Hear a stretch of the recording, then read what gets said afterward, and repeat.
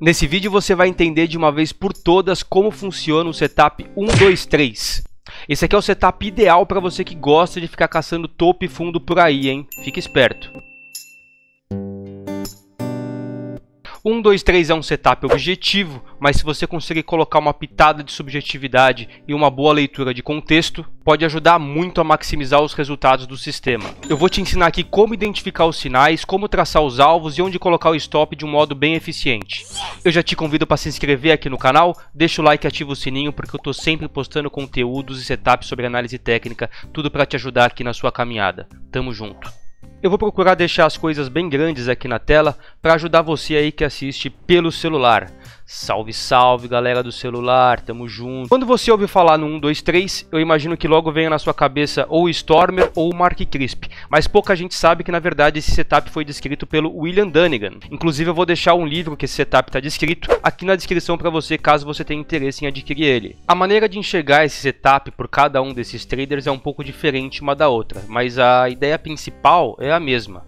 A filosofia do sistema idealiza que você venda um topo numa tendência de baixa e compre um fundo numa tendência de alta, que é o sonho de todo mundo que opera o mercado. A gente vai ver a parte teórica do sistema aqui e depois alguns filtros que podem ajudar a gente a minimizar os erros e os stops no sistema. O setup ele é composto por 3 candles e ele vai se formar quando a gente tiver as seguintes condições. A gente vai falar primeiro agora do 1, 2, 3 de compra e depois 1, 2, 3 de venda. São 3 candles que a gente vai aguardar a formação. Nós vamos marcar um candle de referência. Esse candle obviamente ele vai ter a sua mínima. Nós vamos aguardar que um candle número 2 forme uma mínima abaixo da mínima do candle 1 e nós vamos aguardar um terceiro candle, sendo que esse terceiro candle ele tem a sua mínima superior à do candle número 2. Então veja, a gente tem uma mínima marcada aqui nesse candle, uma mínima mais baixa no candle número 2 e nós vamos aguardar esse terceiro candle aqui que ele faça uma mínima mais alta que a mínima do candle 2, que é esse aqui que eu estou marcando para vocês. Então a gente pode escrever que aqui a gente tem o candle número 1, aqui nós teríamos o candle número 2 e aqui a gente teria o candle número 3. O candle número 3 é o candle gatilho para esse setup. A gente vai querer ver a superação da máxima desse candle número 3, ou seja, a superação um tick da máxima desse candle com o stop na mínima do candle número 2 e a gente pode projetar esse nosso risco aqui 161 para cima ou 2 vezes o risco. Isso tem que ser testado em cada ativo e ver como isso performa em cada ativo, em cada time frame que você está operando. O 1, 2, 3 de venda, a gente vai partir do mesmo princípio, só que a gente vai procurar ele numa tendência de baixa, então a gente vai aguardar um candle de alta, que forme a sua máxima aqui, logicamente. Nós vamos aguardar um segundo candle aqui, que forme uma máxima mais alto do que a máxima do candle 1, e nós vamos aguardar um terceiro candle que tenha a sua máxima abaixo da máxima do candle número 2. Esse aqui seria o setup 1, 2, 3 de venda. A gente vai marcar a mínima do candle número 3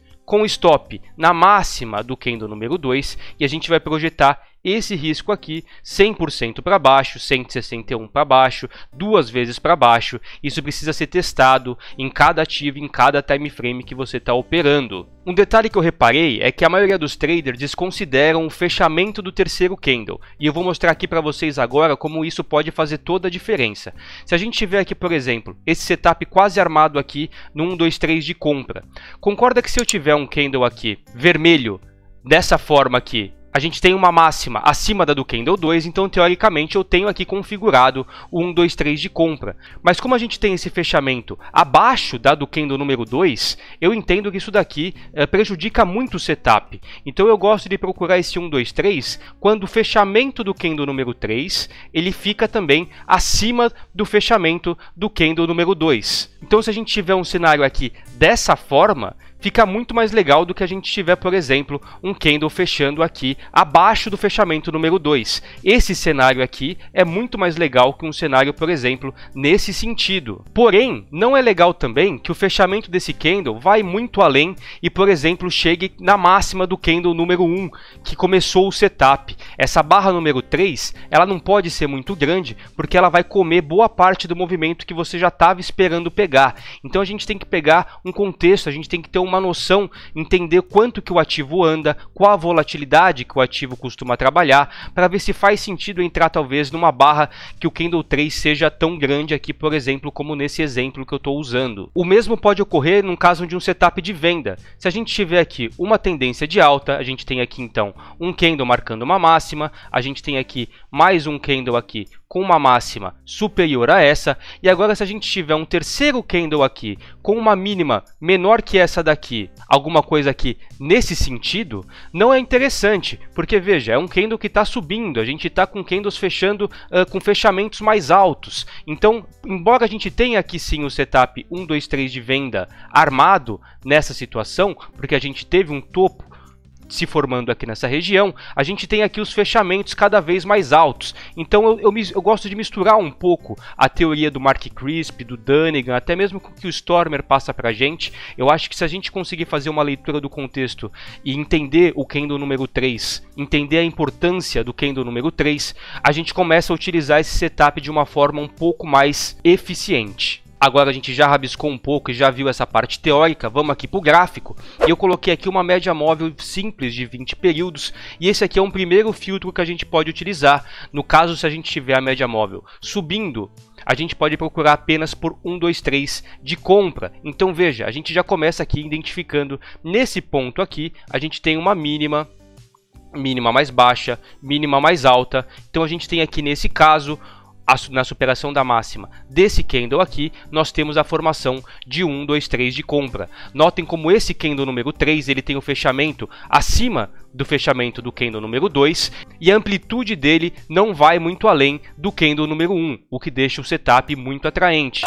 Agora notem aqui aquele outro exemplo que eu dei para vocês. Aqui esses 3 candles, a gente tem a formação de 1, 2, 3 de compra, porque as mínimas estão atendendo às condições. Mínima mais baixa, mínima mais baixa, mínima mais alta. Mas olha o fechamento do candle número 3 nesse caso aqui, como ele é abaixo do fechamento do candle número 2. Aqui nesse caso deu certo, mas essa aqui era uma configuração que eu não buscaria a operação, porque o fechamento do candle número 3 ele é abaixo do fechamento do candle número 2. É muito comum também que alguns traders, ao invés de colocar o stop na mínima do candle 2, adiante um pouco essa situação e coloque o stop na mínima do candle 3 que faz o acionamento. Isso porque muitas vezes já quando perde a mínima do candle 3, é comum que ele venha perder a mínima do candle 2. Não é uma regra, mas é uma possibilidade também de você poder trabalhar uma modificação do setup. Isso também precisa ser testado em cada ativo e cada coisa que você for fazer, você tem que verificar especificamente no ativo e no time frame que você está operando. Outro filtro bem comum que você vê o pessoal utilizando é o MACD histograma. Uma vez que a gente tiver o MACD abaixo da linha do zero, como ocorreu aqui em todo esse período, a gente vai buscar apenas por operações de venda. Então veja aqui, ó, 1, 2, 3 de venda, 1, 2, 3 de venda, 1, 2, 3 de venda. Toda vez que o MACD estiver abaixo da linha do zero, vamos procurar apenas por operações de venda. Quando ele passar acima da linha do zero aqui, a gente começa a procurar por 1, 2, 3 de compra. Aqui a gente teve 1, 2, 3 de compra, 1, 2, 3 de compra, aqui mais 1, 2, 3 de compra. Então dessa forma a gente consegue filtrar a tendência através do MACD e com isso tentar minimizar um pouco o número de stops que o sistema apresenta. Eu elenquei aqui algumas características do setup que é importante que vocês fixem na cabeça de vocês. O setup ele pode ser usado em qualquer período operacional, ele vai servir tanto para day trade, swing trade ou principalmente position. Quanto maior o período operacional, quanto maior o time frame que a gente está operando, a gente tende a ter um maior nível de acerto. Com esse setup aqui não é diferente, então é bom procurar essas operações no gráfico diário, semanal, evita ficar operando isso daqui no gráfico de 2 minutos, mas nada te impede de fazer um backtest e verificar se funciona no que você quer operar. É um setup que tem bom número de sinais. Quando a gente tem aqui algum setup que a gente está aplicando, é importante que a gente saiba a frequência que esse sinal aparece. Então 1, 2, 3 é um sinal que tem um bom número de sinais caso você queira operar ele. É muito importante que a gente tenha atenção ao candle número 3, como eu já expliquei aqui. A gente pode inclusive modificar o stop para a mínima do candle número 3. O fechamento do candle número 3 eu gosto de aplicar quando o fechamento do candle 3 é maior que o fechamento do candle número 2. Então isso tem variações